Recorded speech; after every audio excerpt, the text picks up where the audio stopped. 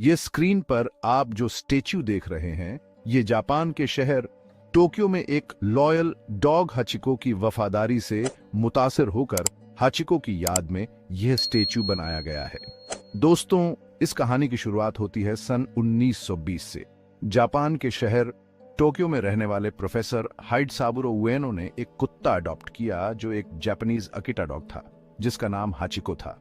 हर दिन हाचिको अपने मालिक को छोड़ने शिबुया ट्रेन स्टेशन पर जाता था और पूरा दिन वहां बैठकर इंतजार करता था अपने मालिक के काम से वापस आने का। शाम को जब मालिक लौट कर आता था तो स्टेशन से मालिक के साथ हाचिको भी अपने घर जाता था। रोज की तरह एक दिन हाचिको अपने मालिक को रेलवे स्टेशन पर सी ऑफ करता है और उसके लौटने के इंतजार में स्टेशन पर बैठ जाता है।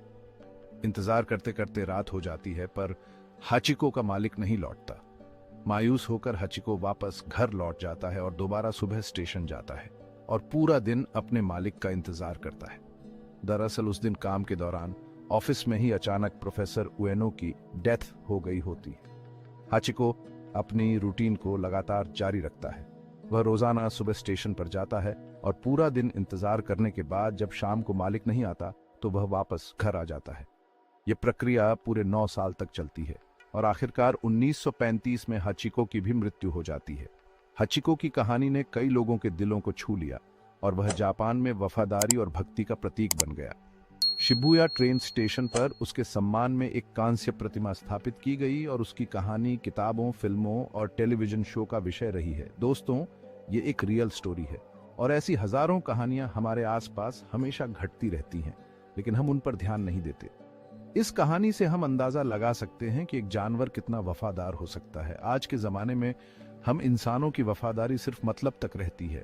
एक कुत्ता अगर आपका वफादार बन जाए, उसके बाद भले ही आप उसको खाना ना दो, उस पर ध्यान ना दो, उसे मारो पीटो, फिर भी वह सेल्फलेस होकर आपका वफादार बना रहेगा और मुसीबत आने पर आपकी तरफ से लड़ेगा। एक कुत्ते को अपने मालिक से कुछ नहीं चाहिए।